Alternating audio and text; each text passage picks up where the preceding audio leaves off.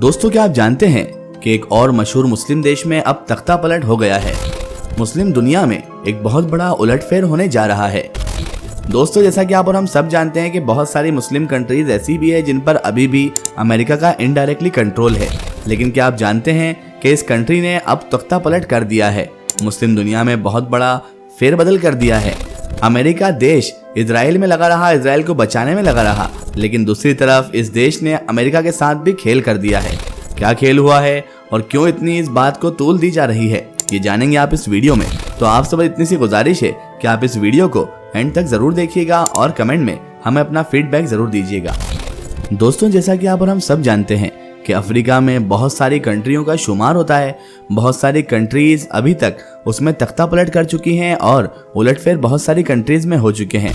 इससे पहले कि हम आप लोगों को मुद्दे की बात बताएं, तो पहले जरा थोड़ा पीछे लेकर आपको चलना होगा, क्योंकि तभी जाकर आपको अभी की इस मुद्दे की बात को समझने में थोड़ी आसानी होगी। थोड़ा पीछे चलकर आपको ले जाते हैं। तो दोस्तों, अगर आप लोग अफ्रीकन कंट्रीज के बारे में थोड़ी बहुत भी नॉलेज रखते हैं, वहाँ की जानकारी रखते हैं, या सोशल मीडिया प्लेटफॉर्म पर आपने भी बीते दिनों कोई वीडियोस देखी होगी, तो वहाँ पर क्या कुछ चल रहा है, क्या हो रहा है, इससे अवेयर आप भी रहते होंगे। तो मुझे उम्मीद है कि आपको पता होगा कि पिछले 2-3 सालों से अफ्रीका के अंदर हमें कई कंट्रीज को तख्ता पलट करते हुए देखने को मिल जाती हैं। एक के बाद एक लगातार मिलिट्री देखने को मिल रही है, यानी वहाँ की आर्मी ने ही अपनी हुकूमत का तख्ता पलट किया है और फिर वहाँ पर खुद ही राज करना शुरू कर दिया है। ऐसा जहाँ जहाँ पर भी हुआ है दोस्तों, उनमें माली, बर्किन फासो, नाइजर और गेबॉन जैसे देशों के नाम शामिल हैं। इंटरेस्टिंग और कॉमन बात यही है दोस्तों कि इनमें से ज्यादातर देशों में जब मिलिट्री ने कुक किया, यानी कि तख्ता पलट किया, तो उसका अपनी आम पब्लिक का ना सिर्फ सपोर्ट मिला, बल्कि इनमें से कुछ देशों में तो बाकायदा जश्न भी मनाया गया। लोगों ने झंडे लेकर रैलियां निकाली और अपनी आर्मी को खूब कसीदे पढ़े और उनकी खूब तारीफ और प्रशंसा भी की दोस्तों। और दोस्तों, ऐसा इसलिए हुआ क्योंकि इन देशों की आम पब्लिक अपनी हुकूमत से ना तो खुश थी, बल्कि उल्टा हुकूमतों के ऊपर ये इल्जाम लगाया जाता था कि ये अपने देश के लोगों के लिए नहीं, बल्कि बाहर की ताकतों के इशारे पर काम करते हैं। और बाहर की ताकतों में भी सबसे पहला और मेन नाम तो फ्रांस का लिया जाता था, जबकि दूसरा अमेरिका या फिर इस तरह के किसी और देश का। फ्रांस का इसलिए क्योंकि अगर आप लोगों ने अफ्रीका का इतिहास पढ़ा है तो आपको पता होगा कि एक लंबे वक्त तक अफ्रीका के ये सारे ही देश फ्रांस के गुलाम रहे हैं, यानी कि उसकी कॉलोनी रहे हैं, बल्कि बिल्कुल उसकी तरह से जैसे किसी दौर में हमारा भारत देश अंग्रेजों का यानी कि ब्रिटेन का गुलाम हुआ करता था। सन 1947 में जिस तरह से भारत देश को ब्रिटिश एम्पायर से आज़ादी मिल गई थी, बिल्कुल इसी तरह से उस दौर में एक एक करके इन सारे देशों को भी फ्रांस से ही आज़ादी मिल गई थी। मगर फर्क ये था दोस्तों कि भारत की तरह ये सारे देश पूरी तरीके से आज़ाद ना हो सके। वो इसलिए क्योंकि फ्रांस ने दिखावे के तौर पर इनको आज़ादी दे दी थी और अपनी हुकूमत भी हटा ली थी, लेकिन अंदरूनी तौर पर एक्टिव रहा, बल्कि आज तक इन लोगों को नेचुरल रिसोर्सेज वगैरह यूज कराता रहा।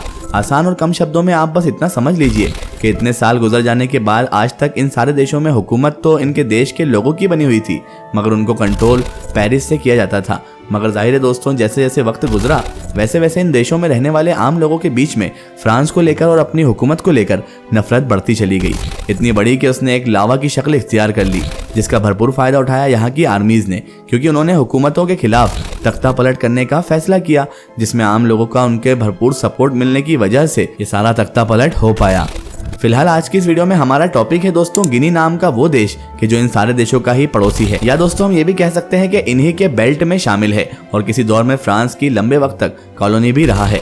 वैसे आपको बता दें दोस्तों कि गिनी में तो फौज की तरफ से सन 2021 में ही तख्ता पलट कर दिया गया था, जब उन्होंने वहां के राष्ट्रपति अल्फा कोंडे को न सिर्फ गद्दी से उतार दिया था, बल्कि कैप्चर किया और साथ ही साथ जो प्रेसिडेंट पैलेस था उस पर भी कंट्रोल हासिल कर लिया। उसके बाद फौज की तरफ से कहा गया था कि वो लोग देश को बचा रहे हैं और जल्द से जल्द डेमोक्रेसी को रिस्टोर कर देंगे। वैसे तो लगभग इसी तरह के ही दावे और इसी तरह की कहानी उन सारे अफ्रीकन देशों से भी सुनने को मिलती है कि जिनके बारे में मैं आपको पहले बता चुका हूँ। मगर गिनी के मामले में बड़ा डिफरेंस और बड़ा फर्क देखने को मिलता है कि जहां एक तरफ बाकी सारे देशों में जब जब फौज के तख्ता पलट हुए तो उन्होंने हुकूमत करना शुरू कर दी, तो वहीं गिनी में फौज ने अपनी आम पब्लिक से यह वादा किया कि वो ना सिर्फ इलेक्शन करवाएंगे बल्कि एक डेट भी दे दी कि दिसंबर सन 2024 तक वो डेमोक्रेसी को स्टोर कर देंगे और यहाँ पर बाकायदा इलेक्शन के बाद प्रॉपर एक गवर्नमेंट बनवा दी जाएगी और तब तक के लिए एक टेम्पररी सिविलियन गवर्नमेंट बना दी गई। जाहिर है जब आर्मी ने खुद ही गवर्नमेंट बनाई थी तो वो गवर्नमेंट आर्मी के ही इशारों पर चल रही थी, या ये कहिए कि अंदरूनी तौर पर आर्मी ही राज कर रही थी। धीरे धीरे काफी वक्त गुजर गया और अब कि जब दिसंबर 2024 का वक्त बिल्कुल करीब आने वाला था, यानी कि वो डेट की जिसका आर्मी की तरफ से वादा किया गया था, तभी अचानक आज से 2-3 दिन पहले ही ये नज़ारा देखने को मिला।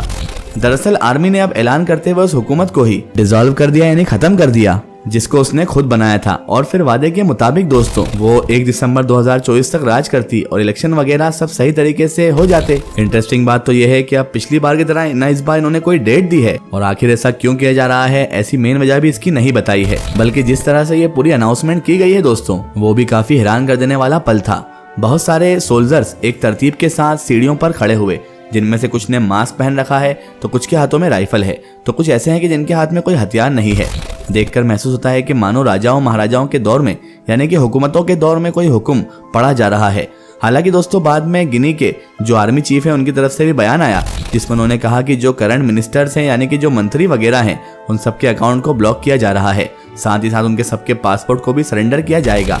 हमने अपने देश की सीमाओं को भी पूरी तरीके से सीज कर दिया है, यानी कि बंद कर दिया है। इसके अलावा मिनिस्टर्स को ये ऑर्डर भी दे दिया गया है कि वो उनके अपने पर्सनल जो व्हीकल्स वगैरह हैं, यानी कि गाड़ियां वगैरह हैं, उनको भी वो जब्त करवा दे। दरअसल ऐसा माना जा रहा है कि ये फैसला ऐसे वक्त पर लिया गया है कि जब गवर्नमेंट से जुड़े हुए बहुत सारे मिनिस्टर्स करप्शन को लेकर चर्चाओं में, साथ ही साथ बढ़ती हुई महंगाई, बेरोजगारी, इस तरह की बहुत सारी चीजों की वजह से गवर्नमेंट को लेकर आम लोगों में डिसैटिस्फैक्शन बढ़ता जा रहा था। यही वजह है कि मिलिट्री ने ना सिर्फ गवर्नमेंट को डिसॉल्व किया बल्कि इस तरह के फैसले भी ले लिए। मगर दोस्तों गवर्नमेंट के डिसॉल्वेशन का जो सिक्का है उसका दूसरा पहलू भी मौजूद है। कुछ एक्सपर्ट्स का ये भी कहना है कि हाँ, माना इस सारी बातों में सच्चाई तो है, मगर आर्मी ने इन सारी चीजों का गलत इस्तेमाल किया है, यानी इन तमाम चीजों को एक्सक्यूज बनाकर दोबारा पावर हासिल करने की कोशिश की है। क्योंकि आर्मी को पता था कि अगर सब ऐसा ही चलता रहा तो उसको दिसंबर से पावर वापस देना पड़ती और इलेक्शन करवा के एक नई गवर्नमेंट बनाना पड़ती।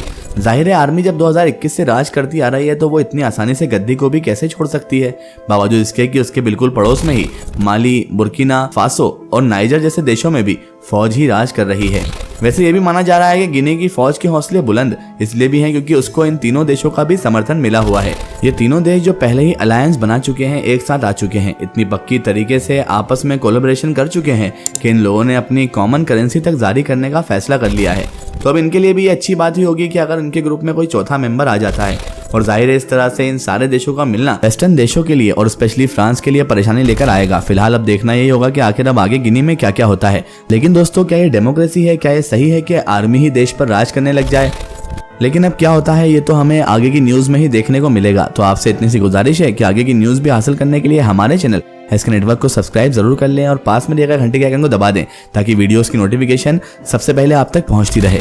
फिलहाल आज की हमारी वीडियो में बस इतना ही। अगर ये वीडियो आपको पसंद आई है तो इसे ज़्यादा से ज़्यादा शेयर करें, अपने फ्रेंड्स सर्कल, अपने रिश्तेदारों तक जरूर पहुंचाएं। इसी तरह की इन्फॉर्मेटिव हिस्टोरिकल वीडियो के लिए हमारे चैनल को फॉलो करें और हमारी वीडियो को शेयर करना बिल्कुल ना भूलें। फिर हाजिर होते हैं किसी नई और इंटरेस्टिंग वीडियो के साथ। तब तक के लिए जय हिंद, वंदे मातरम।